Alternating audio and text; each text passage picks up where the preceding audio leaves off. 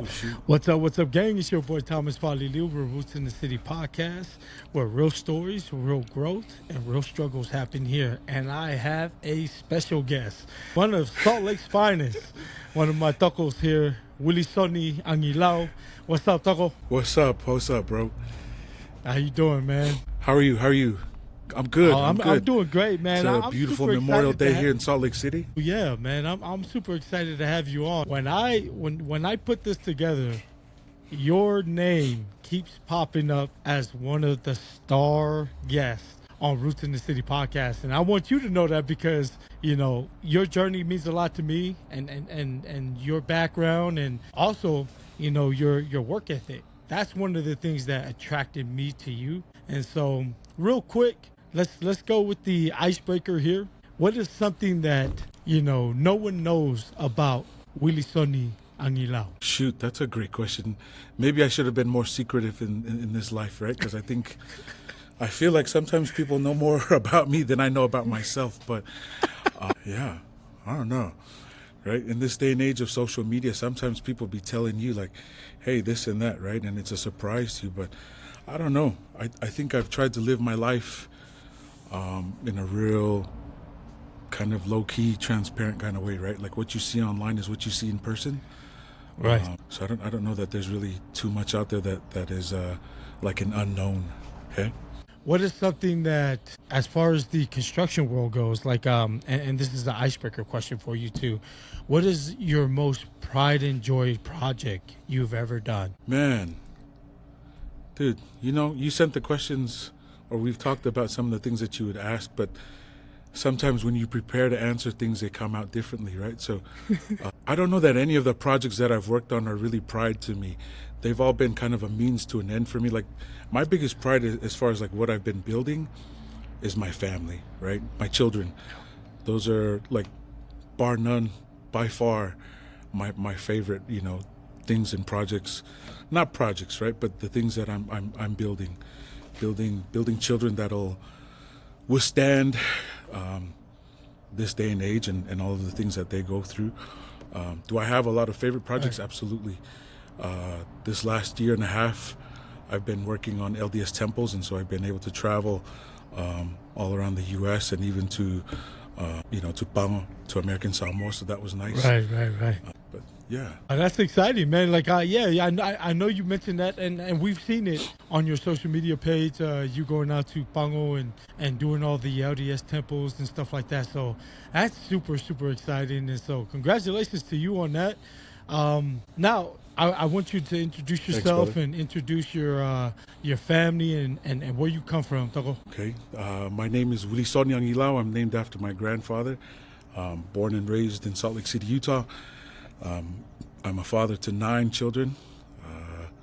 Grew up in the Poplar Grove neighborhood of the west side of Salt Lake City, just a rock's throw away from Temple Square. So Salt Lake City's home. Grew up right there in that downtown area. A lot of people are familiar with Glendale. But that's the neighborhood where I grew up. Glendale, I'm pretty sure everybody know where Glendale is, man. And Glendale is known for our Polynesian culture. So I know you've been back and forth to Tonga. Like, how often do you go there? You know, I've only been back to Tonga twice. The first time was back in the 90s when my parents took me. Oh, sorry. A handful of times. I should count, right? How emotua. Sorry. Thomas speaks Tongan, right? So sometimes, you know, when I speak with Thomas, like, we rap back and forth in Tongan. Right. But I've been to Tonga a handful of times, right?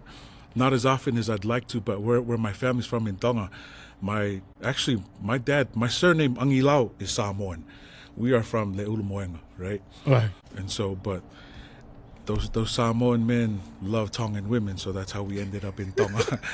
And my Angilau family is from Mo'a. My mother's maiden name is Folau, but actually, right, like I love doing genealogy and family history lately. Her maiden name or their surname should have been Matautia. So they're actually from Whangaloa. So on both sides, my mom and my dad's side are very Samoan and Tongan. Samoan, yeah. So then our Tongan last names are Taufalere, Tuifua, Vea. I'm probably forgetting some. Sorry, Mom. Sorry, Dad. Sorry, cousins. But that's where That's where I'm from. I'm a Utah boy. I love Salt Lake. Like, if you ever get a chance to come and visit the great 801, I think I'm pretty biased. I know my hometown. I know my state. A lot Right. of attractions and places to eat, places to visit, places to see, things to do. Right. Yeah, I'm a Salt Lake boy through and through. And let's talk about culture. Let's talk about, your Tongan culture and your upbringing there. Were you very attached to the culture and how you were raised growing up in Salt Lake? What do you mean by attached? Like, Upbringing in the islands and how it raised you in Salt Lake. Like, was that something that you were totally involved in growing up, or was your parents, did they teach the culture in your household? And then also let's talk about your siblings. I want the audience to know too, how many siblings you have and stuff like that. So let's talk about your household and your upbringing regarding the Tongan culture. yeah, culture. English is my second language, right? So those ESL classes that, maybe some of us made fun of that kids were in, I was in those classes with all the refugees from Right. the Czech Republic and some Sudanese kids and some Somali kids growing up at Franklin Elementary. So I learned English in school, watching MTV, watching The Box, and then my mom was also a translator for the Church of Jesus Christ of Latter-day Saints, and so Oh, dude, she that's actually awesome. taught herself over 20 languages. So she was a linguist there. But yeah, English, I think to me, culture is language. There's a lot that is Yeah. misunderstood or not really learned because of a lack of being able to speak or understand your parents' language, right? So we didn't really practice maybe some of the things because my parents when they came from Tonga, they were married in the late 70s. No, sorry, they were married in 81. I'm not going to forget my parents. They were married in 81. I was born in 82. But when they came, they stayed with an auntie. Her name is Sueti Paula. And that house is still in our family. It's right there on the corner of 1700 South and 9th West in the Glendale neighborhood. And so a lot of our family in our Vea side came through that house and stayed there. That was kind of their safe spot or their safe landing place when they came to Utah. Culture to me was, I think when a lot of people look at Tongan Samoan families, right, from the outside looking in, they often mention family, right? And such a simple thing, but there are so many people. I've traveled all across the U.S. for work. I've done sales, and I've also worked in the oil field, and construction has taken me to a lot of places and states. But one thing that always gets brought up at restaurants, when we're out after work or even when we're working on site, that a lot of people bring up about Tongan Samoan culture is family, right? It's such a thing that I think we take for granted. We kind of look at like the grandiose of like what is Fa Samoa or what is like Anga Whakatonga, when it comes to Kavenga or Fatongia or other responsibilities. I learned all of those things growing up, but I'm not saying that we didn't practice it growing up. Just my parents were put in a place to where they both had to work, since I was young.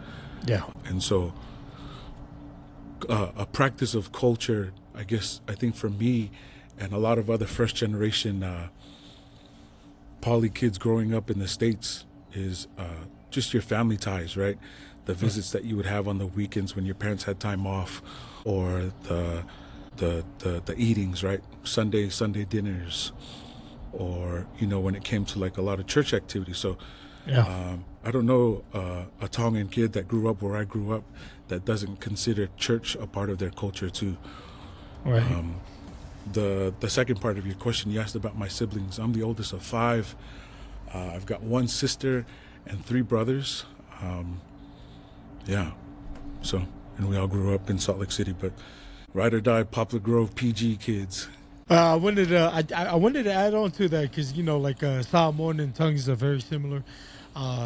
Church is kind of the foundation of our culture, right? And so I know a lot of people talk about, Christianity being a nuance in the islands and stuff like that, and how we had a history before Christianity. But I always feel like today, like in how we gather together as a family, Ainga and family, we, church is very much part of that, and you hit that on the nail, because I was kind of waiting for you to bring that up until you mentioned it, and I was like, oh yeah, he knows it's the church, but let's talk about the struggles growing up, and like, was there any struggles that you know of growing up in Glendale, and what were the things that were happening during your upbringing that you wish you can go back and say, you know what, man, I would have changed this in my upbringing, or I would have done this or that? I don't know that I would have changed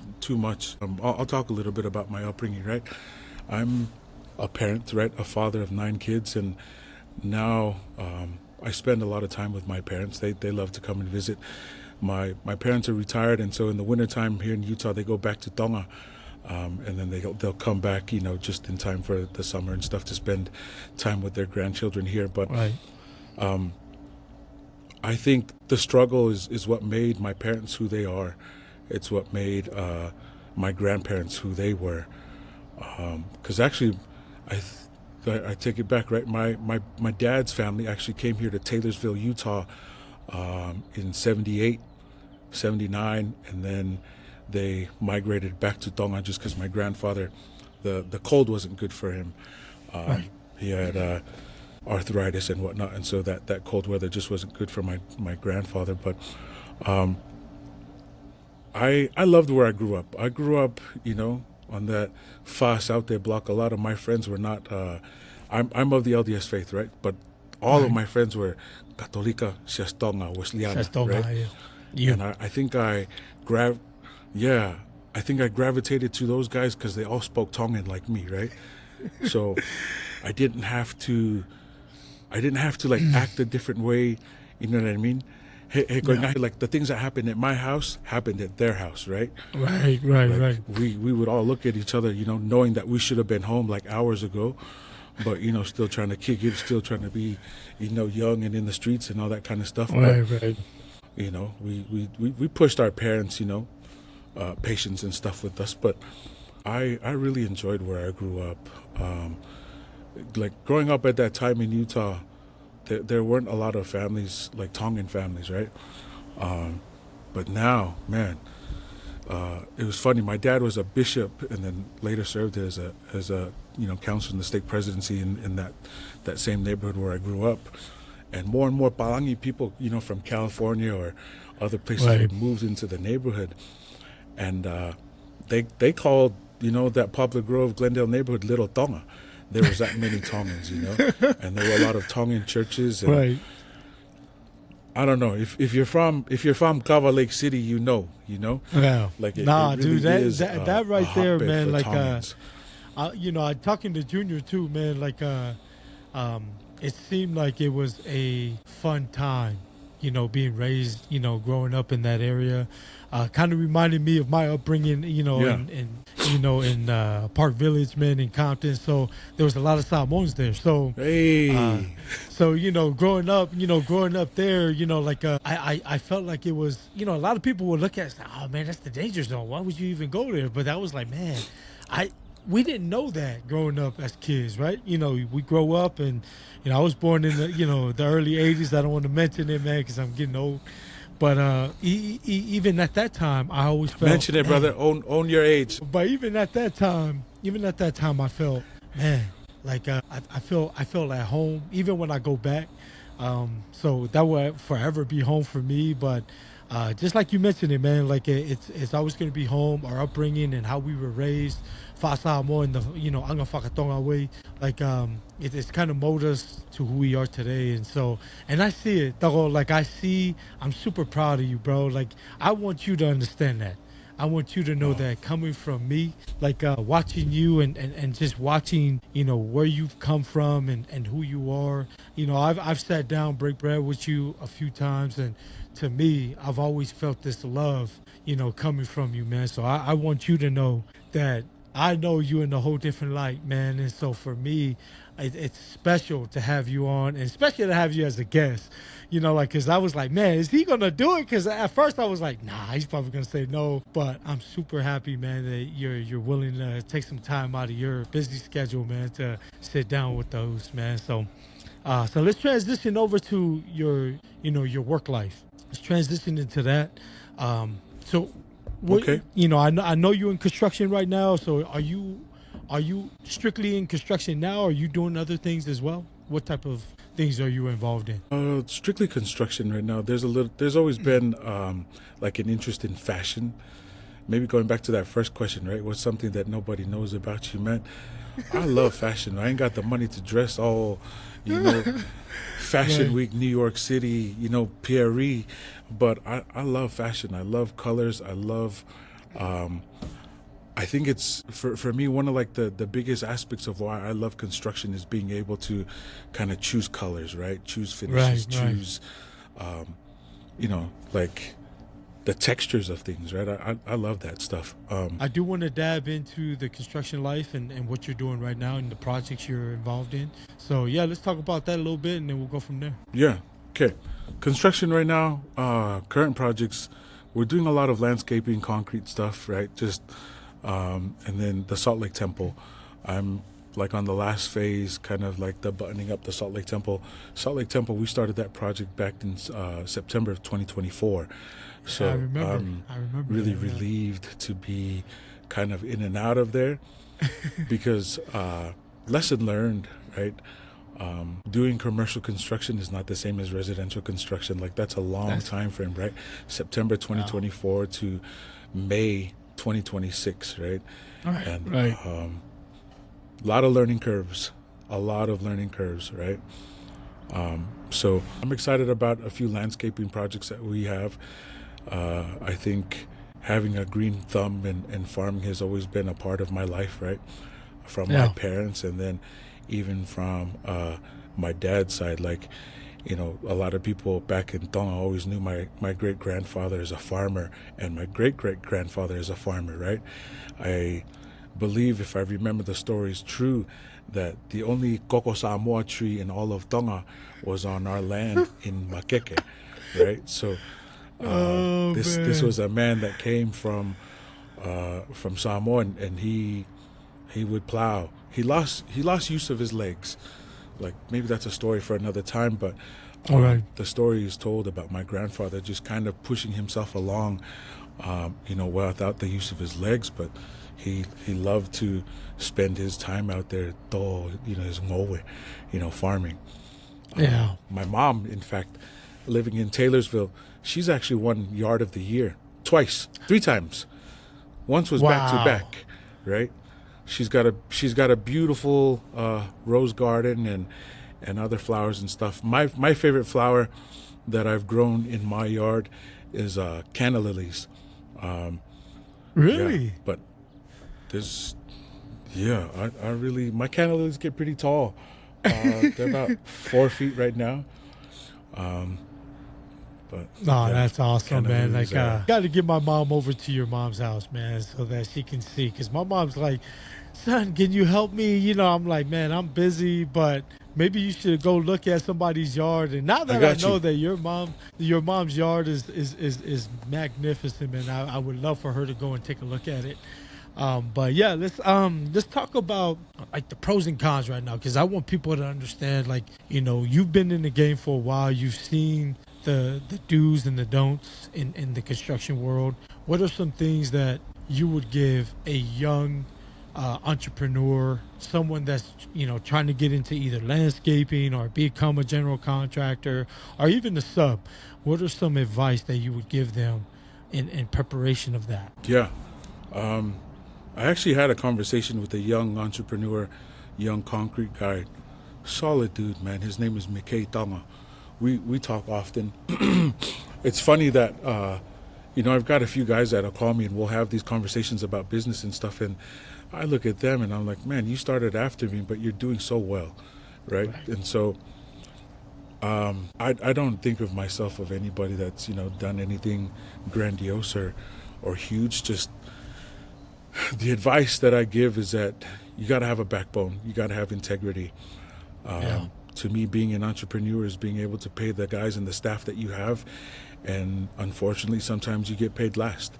So that backbone and like locking in and buckling up is that they're in business, right? You try and forecast as much as you can, right? To avoid extra expenses, right? Or accidents, or even having insurance is supposed to cover some things. But man, I don't know. I feel like my patience has been tested and even my faith sometimes, for like the last 20 years.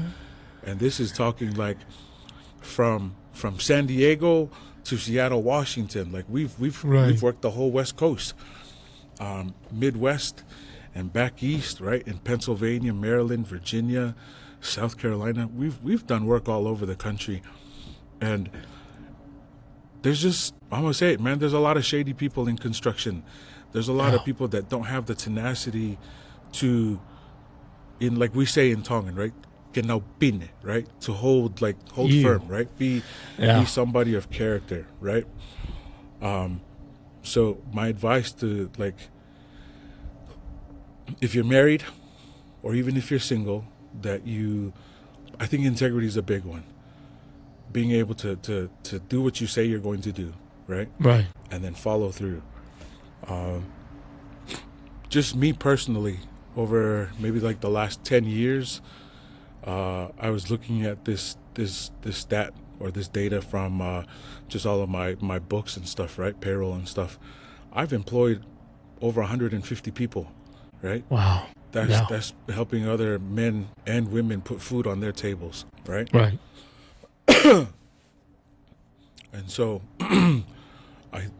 going into business for me, kind of the tone was set by my parents and my grandparents that it's always been about not only providing an opportunity for myself to put food on the table, but for other people, right? Because, we hear the old adage that school's not for everybody.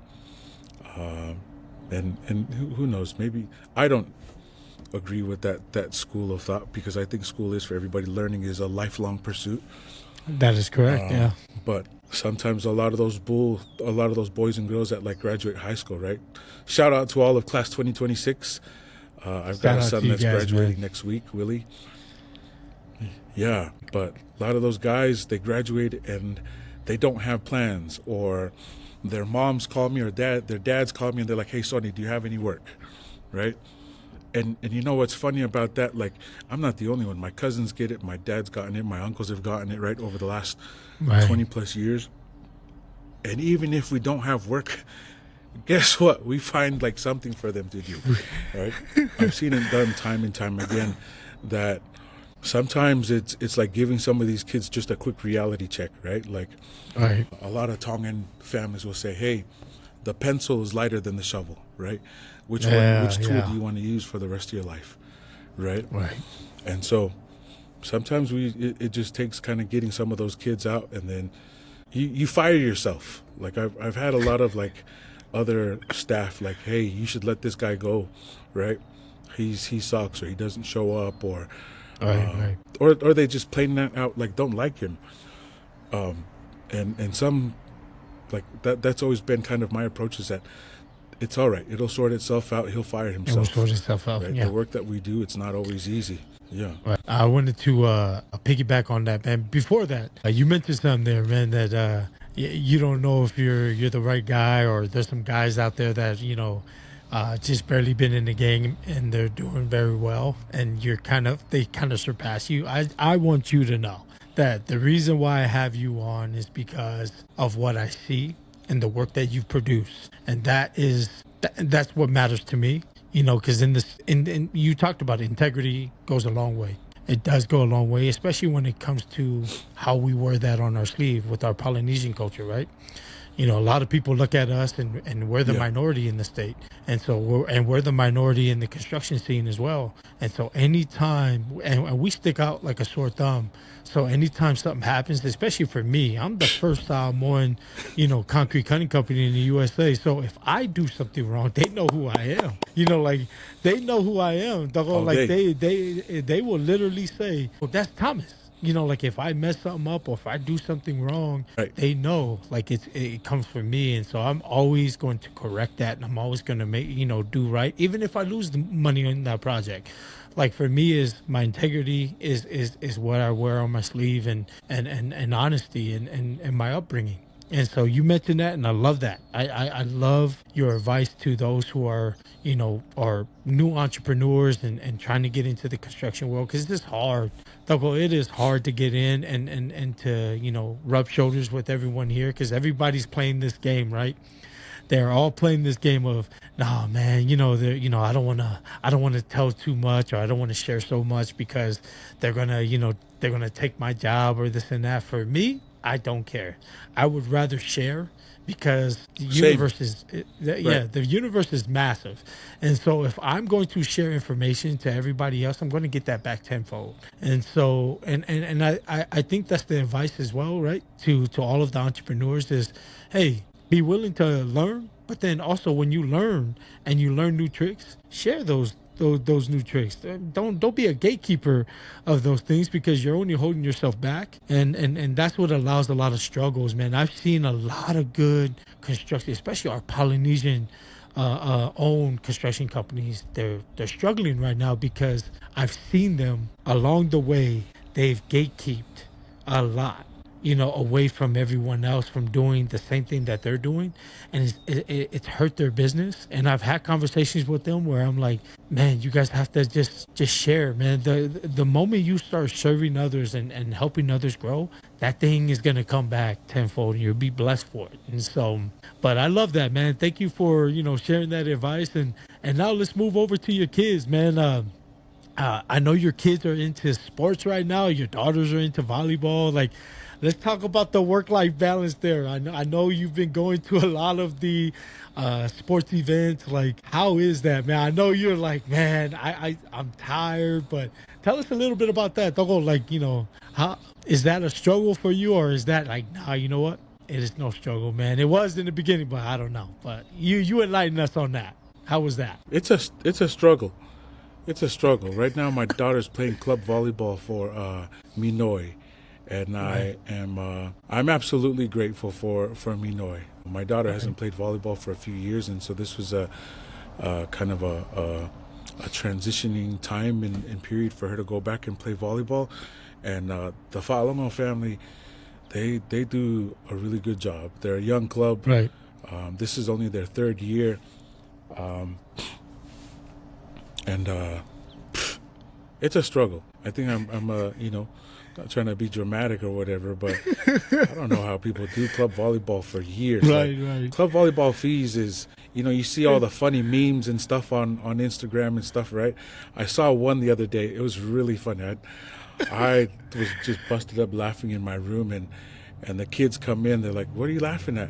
And I showed them, and they're like, you know what I mean? They weren't impressed, but I was busted up. The meme said more or less, it's a mom talking to her daughter that, "Hey, you better ball out. That's my tummy tuck Right, money on the right. line right there.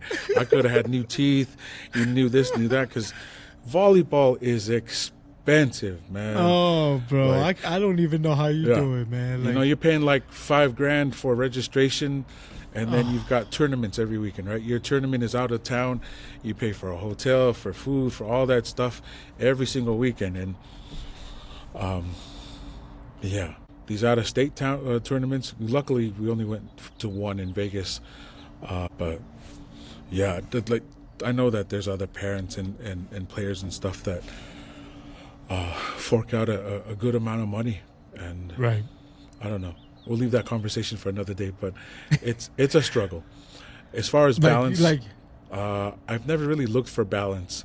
I think I learned that like back in the day when I used to work in the oil field. the oil field is actually what took me to a lot of like the Midwest and the East Coast, right? So Right. it just what's important now, right? Like win, right? Like whatever's in front of you, that's what's important at that time, right? So I can't be. I don't know how some people bring their laptops and all that kind of stuff because they've got to work while they're at tournaments. Everything just gets shut off.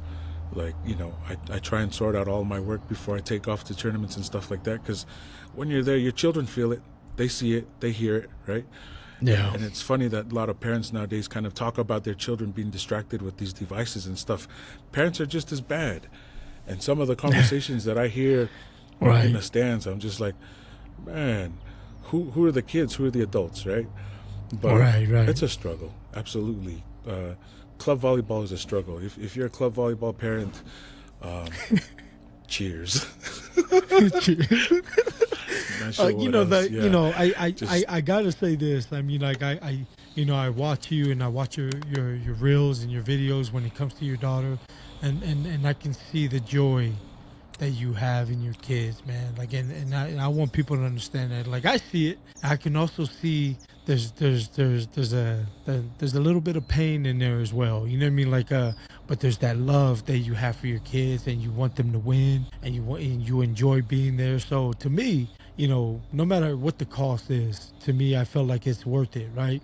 Sometimes my daughter's into a lot of things, piano and all these activities, and we get her involved, and sometimes we're like, man, I'm tired of paying all these things, but at the end of the day, when you see them in their element, and you see them like enjoying what they're doing, you kind of have to take a seat back and think, yeah, it's all worth it. It's all worth it in the end. Money comes and goes, and so the money being spent, and I know there's that's a lot of money, man, like being spent on club volleyball, but at the end of the day, when you sit back and you watch him, you get to say, she enjoyed it, and I was there for it, and I enjoyed every minute, even though I didn't enjoy forking out the money, but that was worth it. That was worth every penny. And so kudos to you on that, because 9 kids, man. I know you got other kids as well that are into other things. How's your older boy, man, that just got back from his mission? Is he working right now, or? He's working with me. He'll go to school in the fall. Nice. He's doing well. I wanted to say something real quick too about sports. Like, there's a lot of dads that show up to these sports, and I'm just really grateful for the example my dad set for me. My dad is a real fun-loving man. He didn't ever have to like fall into a checkbox or anything about how to show me and my siblings love, and I've carried that on to my kids. Like, I'm a fan, right? Like, if we're on the same team, I'm all out. Like, I consider all the girls on this team my nieces, right? That's right. And my daughter's like, like it's something that like I've always kind of brought up with all of my kids is like, sometimes your kid isn't the best on the team, right? But like the talk that we have is that if your skill's undeniable, there should be no reason why you're not on the court, right? That's correct. And if there's any kind of question that a coach has to like think about like your skill set, then you should reflect honestly on that, right? I think there's a lot of maybe safety blankets and stuff that we give to our kids, and maybe even I don't hear it as often, but it used to be a term that was used a lot when it came to sports, right? Oh, that kid's a beast, right? And we're telling this to like 8-year-olds and 9-year-olds and 10-year-olds, right? Like, that's crazy. But this team, oh my gosh, there's some really like once in a lifetime talent on this team, and I hope that they'll just stay healthy. Like, they're too young, for me to drop names and stuff. But if y'all want to come see us in action, we have a tournament next weekend. It's the Triple Crown here in Salt Lake City, Utah, right? Nice. Come watch us suss out all these teams that are coming from Hawaii. Utah going to represent, because these girls are bad. I think there's like 9 or 10 teams coming from Hawaii. Wow. And maybe I'm going to catch some flack from this. Somebody got to keep it real and talk some crap on your podcast. But I think these are the girls that, if you're traveling from Hawaii, I don't know. Are you for real Kanaka, or are you? Oh, there you go. Maybe I should. There you go. Maybe I should retract a little bit and not say too much. No. Your team might be Kanaka Maori type team, but This is come your with moment, it. Like, bro. our team is Minoi. And when you look at Minoy, this is a straight up Samoan, Tongan, Pauli team. Like these girls, Right. like they, for me, I think they represent everything that Minoy and Shout out the the Valomo coaches, family, man. Shout out the coaches' asking names. for, Shout right? out the So- coaches' names. You got to. Shout out the coaching Oh yeah, staff. shout out What's- to Coach Sai, Coach Chelsea. They're a brother and sister combo, and then their parents, Hanks and Karen. Just great family. We just had a Shout out banquet to my last Uncle week. Hanks, bro. Shout out to my Good Uncle banquet, Hanks. great turnout. You already know. And then I was just speaking to one of my brother's married to an awesome girl, Oni, and then Oni's sister is dating a Samoan guy. His name's Leroy. This is kind of like my Fa Samoa walking library. Yeah, we talk about a lot of things, and he actually brought up Hanks today. He said that Hanks is their talking chief, and I was like, dang, small man. world, but good people, man. Like in Yeah, this life, I think Paulos, that's man. all you ever want as a father, as a parent, right? Is you just want good people surrounding your kids, right? People who That's have similar values and stuff, and then like actually uphold them. It's one thing to talk the talk, but like if your actions and your behavior show that that's like really what you're all about, man, it doesn't get any better. So it's been a fun season. So this will be the last tournament for us, but the team qualified for nationals, and like honestly, right? I can't afford nationals. That's like just as much as the registration fees. And I told Simon, like, oops, maybe all these other parents can afford, taking their daughter to nationals. But when the Right. national ticket came in, and I'm looking at like airfare, okay, wow, right, $1,500, Wow. and then I'm looking at it's a play and stay tournament, right? So you got to stay at the hotels that they send you, Right, right. and we got like the hotel assignments. I'm looking at like the cheapest place was like $1,400. So I was like, Oh. damn, right out the gate we're at $2,800, and I haven't even had a bag of Cheez-Its or jerky, right? I'm like, dude. So had the frank talk with my daughter, and I love you, Adria. Thank you for being patient and letting your dad kind of have these adult talks with you that maybe some people are gonna like rake me over the coals, right? But No. to no. think that in this day and age that children don't know their parents' financial struggles, you're crazy. Like Yeah. your kids know what you're eating for dinner. They know what they're eating for breakfast and lunch and all that Oh, other yeah. stuff. They know the They clothes know that what they it wear to is. school. They know the Right. shoes. They know the car that they ride in. So I'm not saying it to, I guess, because I am sorry. I'm sitting outside, right, and I got some of these little cotton floaties, but kids know. And so I've always kind of erred on the side of being real transparent and honest with my children, with the hope that I'll always have their respect, that I didn't hide anything from them, right? Right, At the end of right. the day, it's still my responsibility, right, to take care, to provide, to care, to produce, right, all of the things that they want to do, right? Whatever their goals are, but it's not like I think for me, just hearing that transparency, right?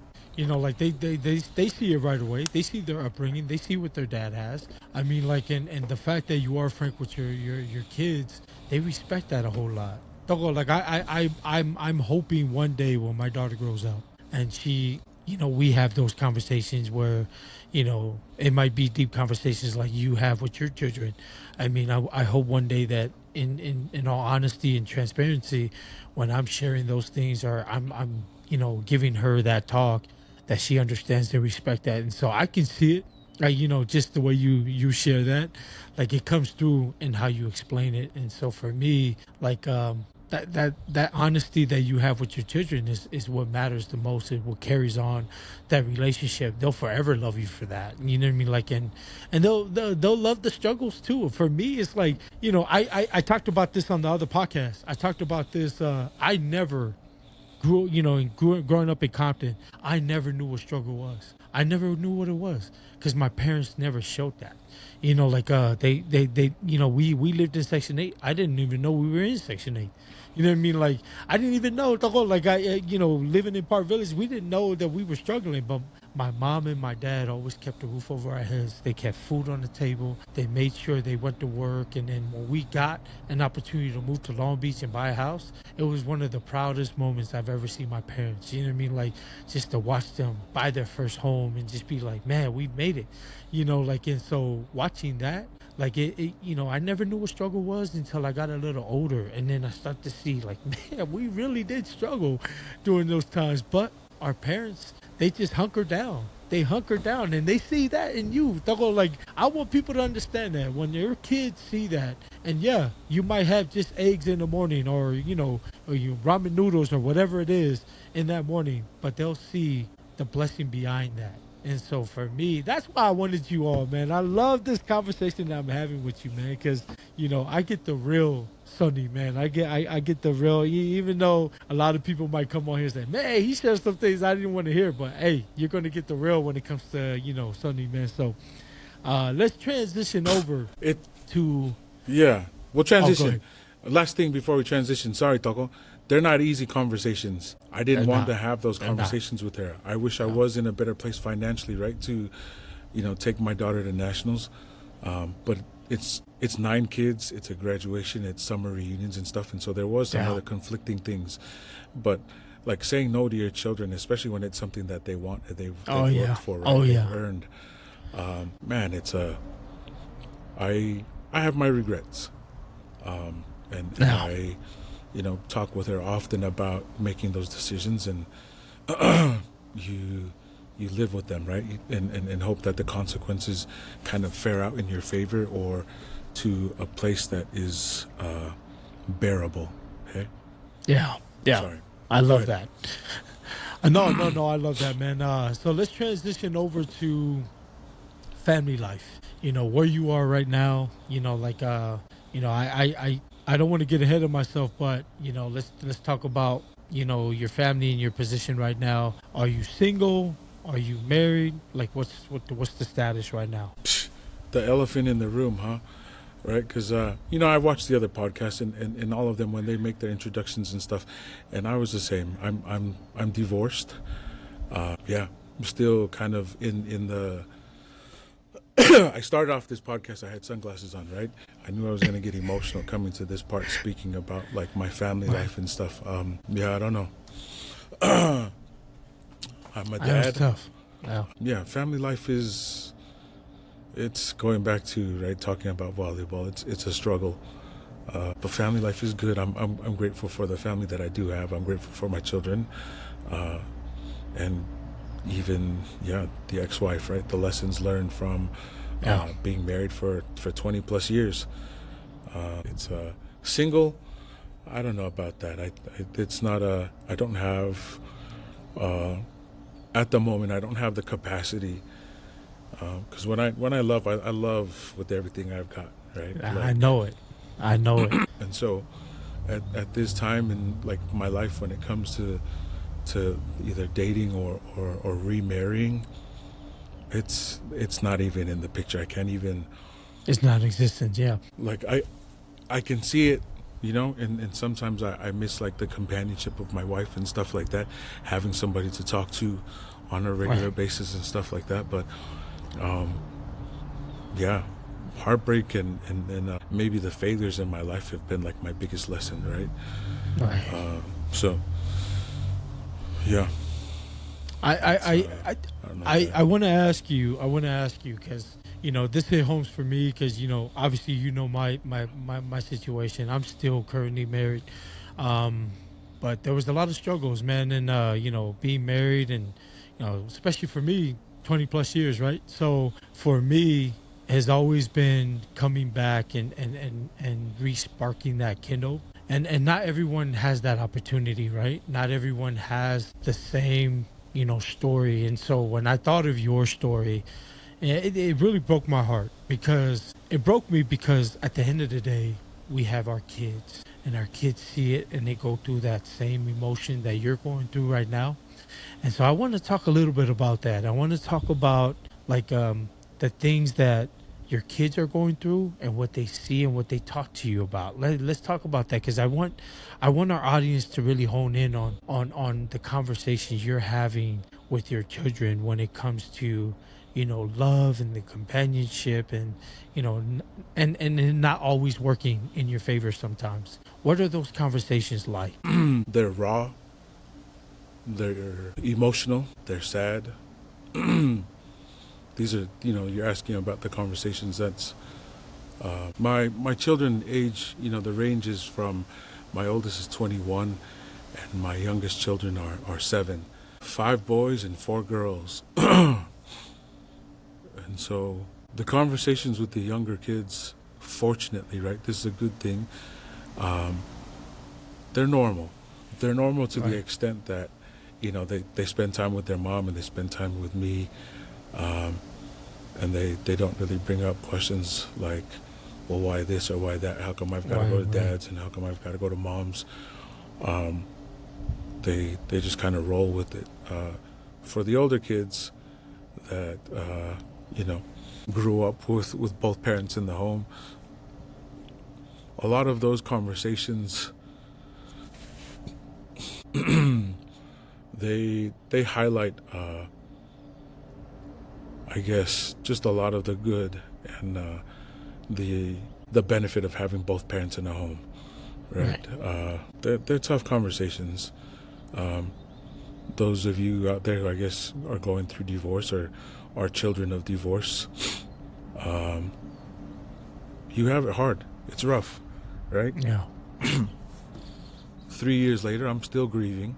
I can see, Toko, like when you're burying yourself in your work and you're posting with your kids, because I know that side of it, like I see it. I see it, and not many people that come on your stuff, they know the full story. So for me, it's like, and I want to be transparent when I say this. I don't know the full context of your relationship, and I would never ask. But for me, because I know the divorce part of it, for me, it's still sad to see when you're with your kids and you're there, you're loving them up and you're being their dad and you even have funny moments with them, man. And for me, when I see that, I look at my daughter and I just cry. You know what I mean? Like I literally cry because I'm like, man, it's easy for us men to not be in that emotional state. It's so hard for us to not,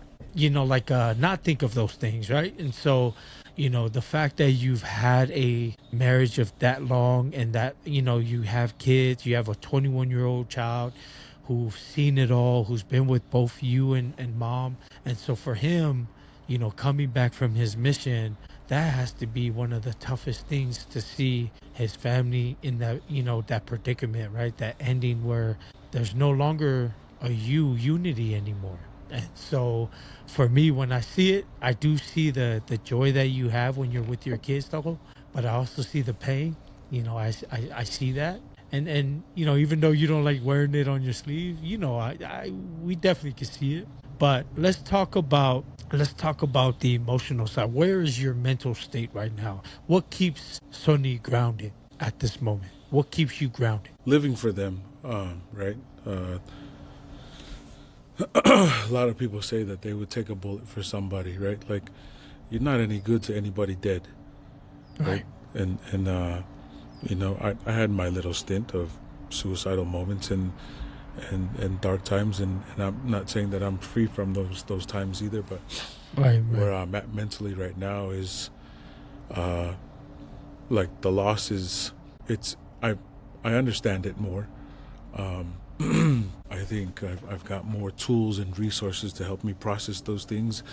And then at the end of the day, I have the 9 kids that are watching, right? So I can't, I guess, stay in a state of being numb and hurt. Like, it's unfortunate, right? I think my mind goes to like lifting weights. I think as men, right? Your podcast is geared towards men and telling real stories. Right. Like, we'll lift heavy things, even things that we can't even lift, right, by ourselves. Right. But like in a weight room, you have the setting to where people are pushing for max reps or max weight. You have a spotter, And I think it's such a disservice that we've done to ourselves in this life, is that we don't ask for help, right? Like, That is I right, watched my man. dad and my grandfather. I watched both of these men, like these are the examples in my life, carry all the weight in the world by themselves, right? Never asked for help, right? Right.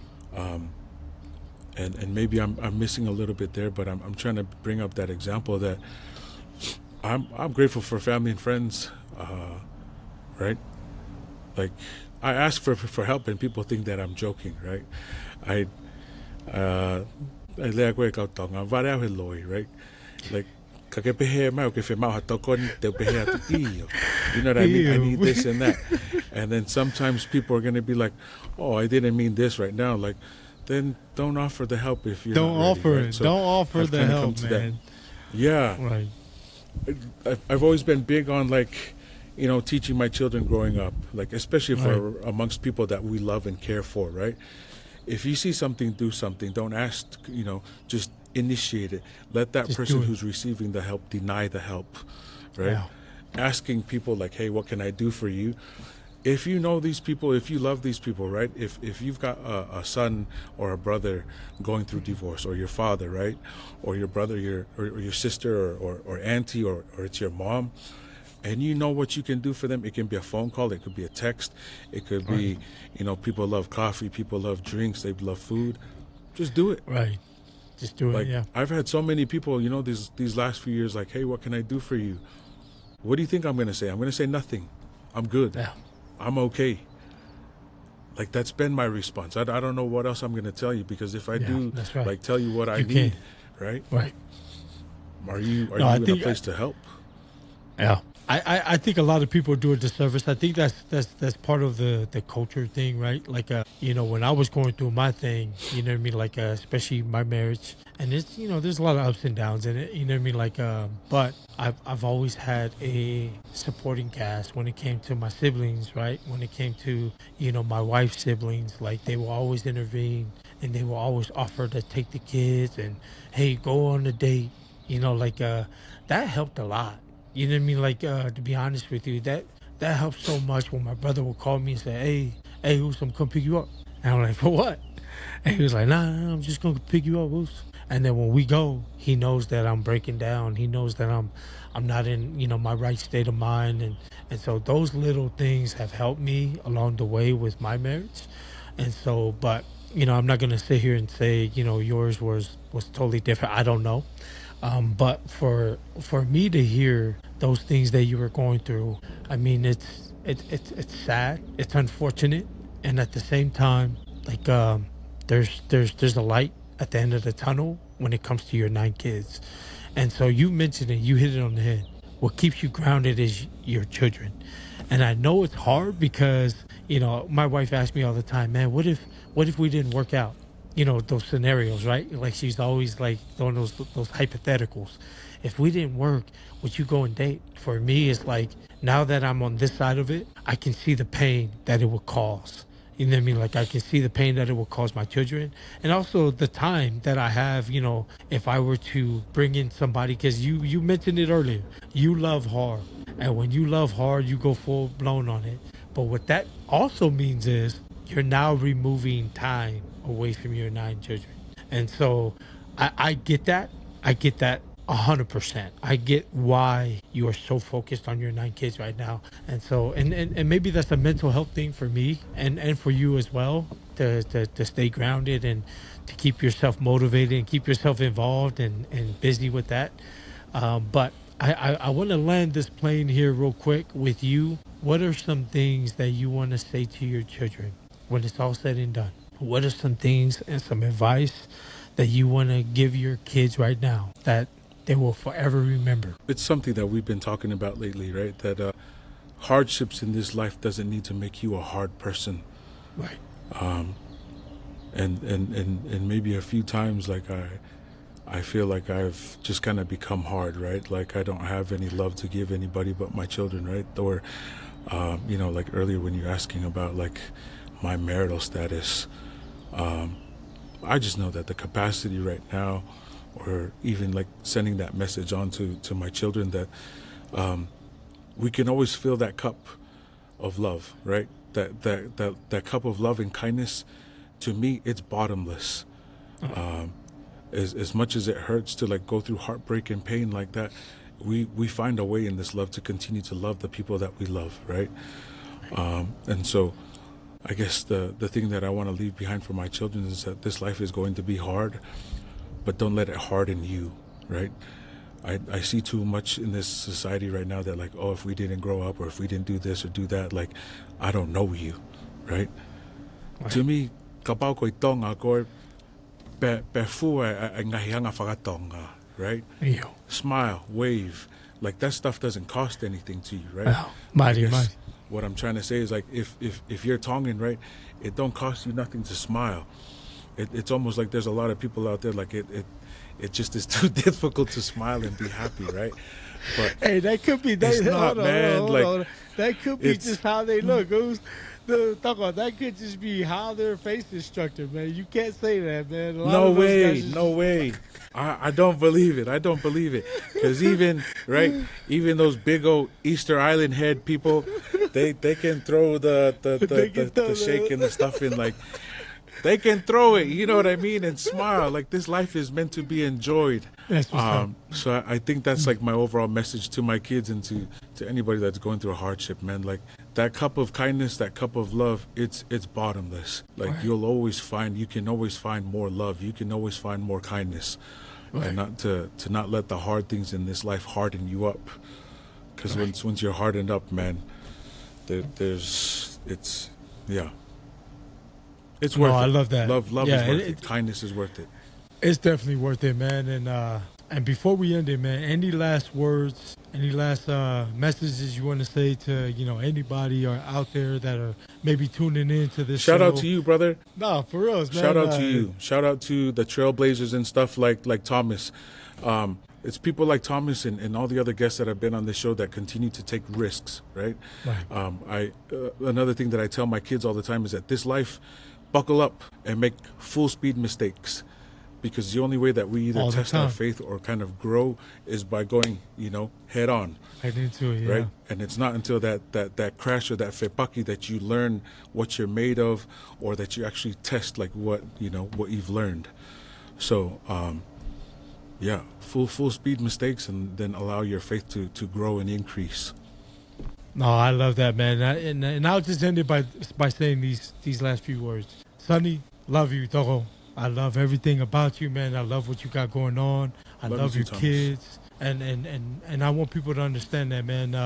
This is Thomas with Roots in the City podcast, where real struggles, real stories, and real growth happens here. And Sonny, man, appreciate you getting on here, man, and sharing your special time, with Roots in the City podcast, especially with me, Togo. It's been a pleasure, man, and thank you for coming on, and I appreciate you taking that time, man. So much offers and much alofas to you and your family. Vatka, And go, then, Togo. All right, Togo. So we are going to let's talk about the struggles in your marriage and why it ended in divorce. This is one thing that I think all men need to understand, right? You can give your all to everybody, but at the end of the day, your spouse, your partner still has a choice. And that choice, unfortunately for me and a lot of other guys or women, right? I'm not going to just kind of keep it to men alone, but maybe I should. Maybe I should take a little bit more on the chin and have a little bit more pride for men, right? And not be so PC, but you're not always going to be the choice. Like straight up tough shit, right? You can give your all to something. We talked about like watering plants and building stuff and like that, like, and it just is not enough, right? It's not not to enough somebody's sometimes, liking. yep. It's not to somebody's No. taste. And that's just like the raw, honest truth. Yeah, it's not enough.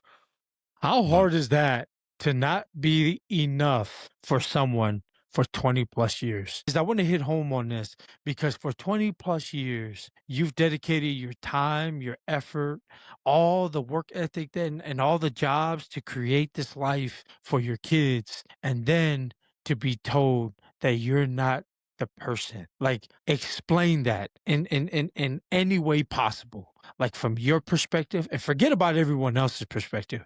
From Sonny's perspective, what was that? What were you going through when you were told you were not it? for 20 plus years. Straight up, man, I felt like, they had those commercials back in the days in the early 90s, right? Those crash test dummies, right? Yeah. I felt like a crash test dummy, like reliving my life over and over and over, right? That like every like effort, every Oh man. energy, every attempt to connect or to kind of give life to a relationship was ultimately like it was, oil and water. Didn't mesh, wasn't cohesive, wasn't enough. And so yeah, man, it does a number to you mentally. I'm I'm messed up, straight up, right? But I guess a lot of people function pretty damn well in a messed up place. Like I've even kind of teased about, man, I don't know. I don't smoke, I don't drink, I don't like indulge myself in porn or women or other Right. vices and stuff like that. Like it's always been kind of like a a personal moral compass of mine that like Sure. being Yeah. bad Yeah. is easy. Right. I've been there when I was young, right? For me to Right. kind of go backwards, right, in my 40s and wild out or do some other like dumb shit, like for what? Yeah. For Yeah. what? Like that's not who I am. That's not the man that Yeah. like I've tried to build these last, 30 plus years as an adult, right? Um I'm not 50, I'm 40, but you get what I mean, right? Like it's not a when you build something, right, even if it's not something that's yours at the end of the day, like you don't want to go and tear it down, right? Right. So let's talk about when you found out. But So let's no, let's yeah. talk about let's talk about the moment you realized, like the moment, like towards the, obviously it's been 3 years, but the moment you felt like, man, this is not going well, and I'm doing the best I can to put water on fire, but it's just not working. When was that moment? It's been 3 years now. So when was that moment for Sunny where you realized, man, this is not for saving? Like, she's already made up her mind. This is where it's gonna be. Like, when did you know that? You know what? Straight up, I'm a dumbass. I don't know that I've still come to that moment. Like here we are, right? 3 years later, I still feel like she's the one, right?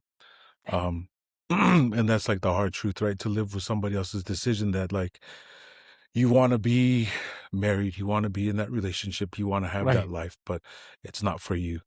So I right, don't know if that moment will ever come, right? Like there are a lot of like bright and shiny and new things in this life, right? That people want to pursue right, and right, talk about, right, but for what? Like and saying if I ever came to that moment, I didn't. I think I don't have a good example of how to express or explain that, but I I I don't want for another person. I don't right. like dating life. Oh my hell. Yeah, no. We talked about that too. So my thing is moving forward, like, as far as the relationship goes, obviously you guys are raising your kids right now, and you guys are co-parenting there. Like you mentioned earlier about her giving you a call. Is that still raw? Is there still tension there? Is there still, co-parenting, but there's a lot of tension there? Is it coming from you? Is it coming from her? What is that like? And how is that right now? There's still a lot of tension, and maybe I'll always take blame for all of like the problems and issues in our relationship. Um, but they come from a place of like expectations, right? She's got her Right, expectations, I've got mine, and when they don't like mesh or match, or there isn't an understanding or honest conversations about it, we'll continue to have like conflict. right, And right, I guess in the end, the reason why she divorced me. So, dating. I don't know if you even asked this, but like my mind is going there. If if she dates, awesome. Like I want happiness for her, truly, right? right. I don't know her dating relationship or anything about her. I don't ask. But for me and myself, like I don't know if this is a thing, but I almost feel like a woman has to ask me to marry them. Like and that's always kind of been odd to me because I've just recently kind of had that thought, like if I were to ever to remarry, I don't know that I have it in me Oh, right you now good? to go and pursue somebody. Um Even kind of looking forward like 5, 10 years, I just don't have it in me right now. I don't Right. know necessarily that there aren't women worth pursuing out there. Just like when you've given your all to something, I know I said earlier, right, that you can continually, like, kindness and love has a bottom, it's a bottomless cup, right? Like Right, you right. can always replenish. But like when you love, right, and like forever was kind of like the intention and the dream, it's, I don't know, just to run it back with someone new is maybe, well, it's absolutely at this point in my life, and maybe even for like the next 5 years, not something that's in my cards, right? Right. I mean, I hope so. I mean, like, I hope so for you. I mean, like, you're such an awesome dude, man. Like, it's hard for me to sit back here to and listen to you and say it's hard for, like, I get it, like, I understand, and but as far as your ex goes, like, was there someone in the picture during that time? Like, I know this is a touchy subject, but was there someone in the picture during the time that you were going through that rocky moments and actually ended into divorce? Was there someone in the picture during that time? Some in the picture for me or for her or for For both, her, or for her. can't confirm. And you know, just conversations and stuff that we've had. Um, maybe I judged early, thinking that there was someone, but Right, I think just the differences between us and just communication and lifestyle and upbringing at the end right. of the day is what it was. So not necessarily infidelity on her part or mine, but just maybe just straight up incompatible. Yeah. Yeah. And that's, man, this was the Unless you bonus. know something that I don't know, but No, no, yeah, I don't even know who your wife is, to be honest with you, man. Like, yeah, I mean, I would never friend someone's other half because I don't know them. I don't know who yeah. they are. Hey, I Like, don't get that. Like, yeah, but when I see it, bro, I see it. I actually see people friending their friend's ex or the divorcee, and I'm like, yeah, since yo, when it's did we cross out our of boundaries here? yeah, Like, straight up. Like, there's a history and a respect for her and her family, but oh yeah. absolutely not. Like on social media, we're not friends. Um, yeah, That to and me is like and to be honest with you, if my wife would have ever walked out and left, and some of my friends are now friends with her on social media, that would rub me the wrong way. tell That me will about it. rub me. I've talked to That my will siblings about it. They're still friends with my ex-wife, but like it doesn't rub me too bad because I know like the caliber of woman that she is, right? right, right, right. And my brother and my sister are friends with her. Even my mom, like on Facebook. Um, because at the end of the day, it's always gonna be love from me and my family Oh towards yeah, her. yeah, for sure. Yep. And so I don't know. I did have a little late night, you know, posting stories and stuff like that to where I was like, you know, feeling a little emotional and stuff like, hey, Oh if heck you're yeah. friends with her, unfriend me, right? And one of her aunties reached out and she was straight up like, uh, that's dumb. Why would I unfriend my niece? I'm like, and I said like, you're absolutely right. You're And absolutely right. That's your I family, just bro. kind of You left. That's your support your family. family. Yeah, Yeah, you're that's your supposed to. family. You support your family, man. Like, But all I but was if saying, you're right? my Like, people, if you're right, my family and you're right, my friend, right. you are loyal to me. I mean, like, I feel that same way, man. Like, I think it's cringy when I see people like somehow are friends with people of other exes and they're friends. Like, Yeah, dude, you see it and you're just like, damn, what kind of type of loyalty or friend are you, man? Like to straight go up, in. straight up.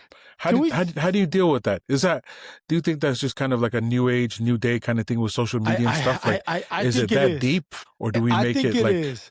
I think it's it's a two-parter here, right? I think it's us getting into our deep emotions when it comes to that because we're thinking everybody that's around our circle should be loyal to us, and I get it. I understand that.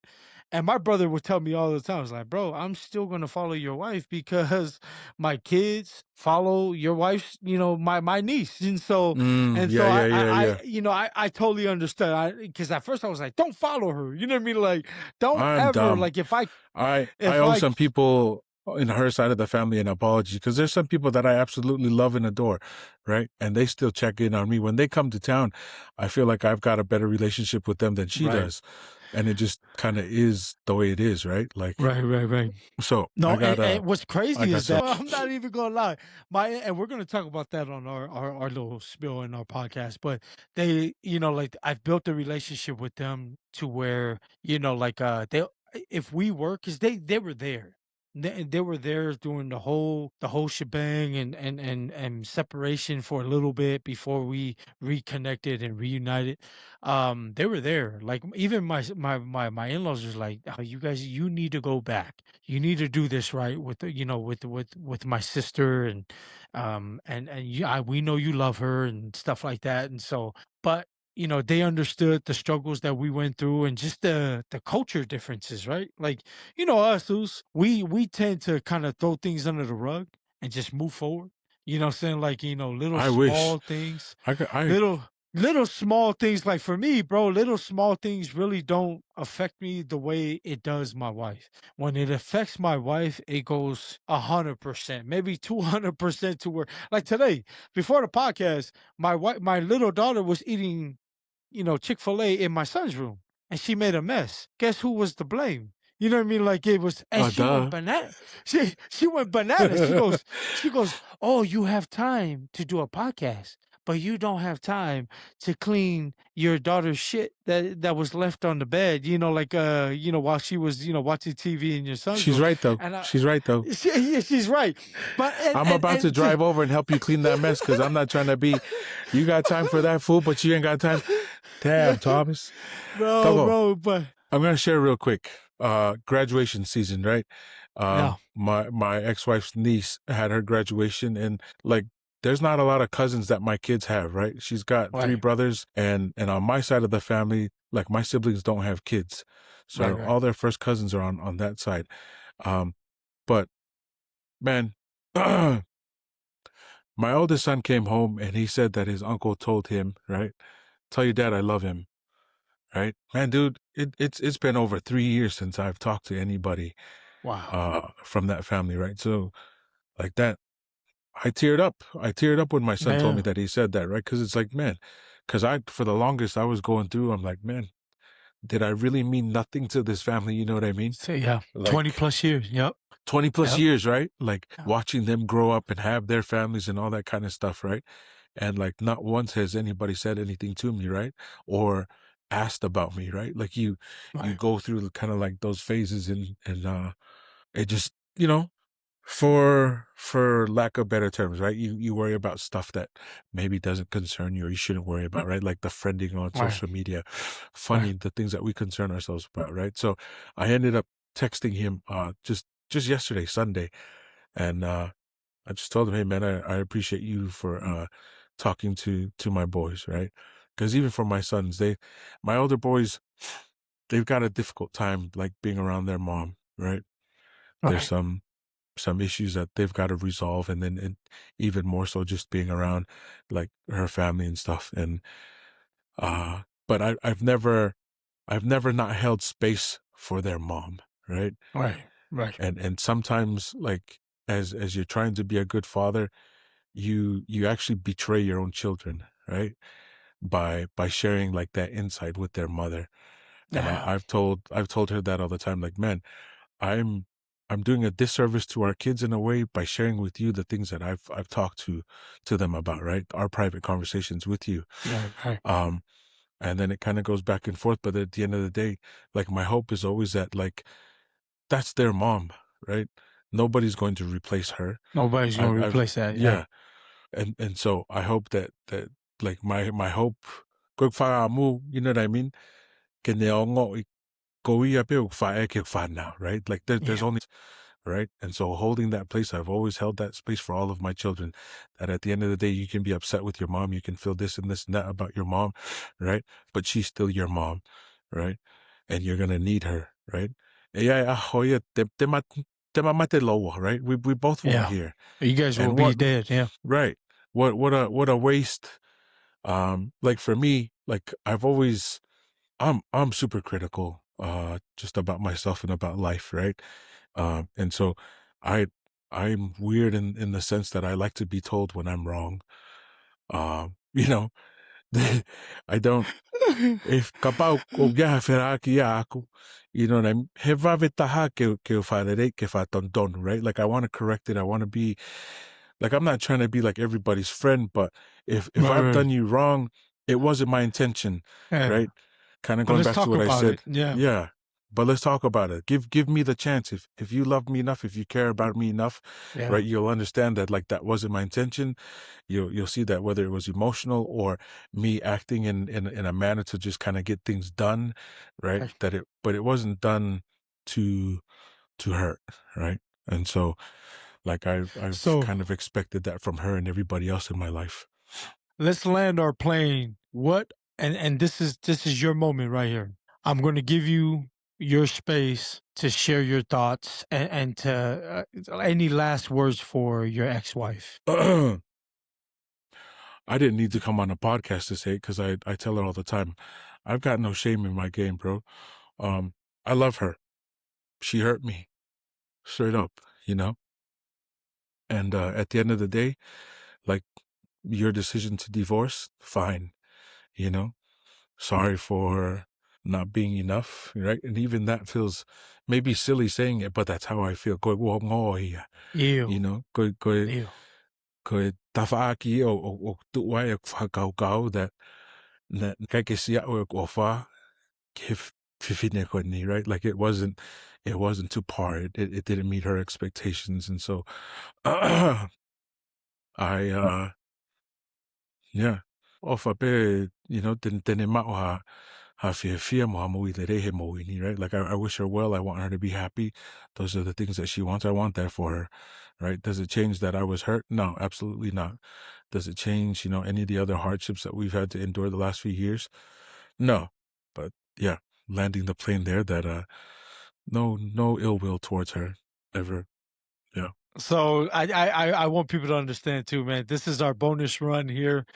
We wanted to go into depth, you know, when in our struggles in life and with kids and stuff like that. So this is the real story. This is the real struggle, and this is the real growth.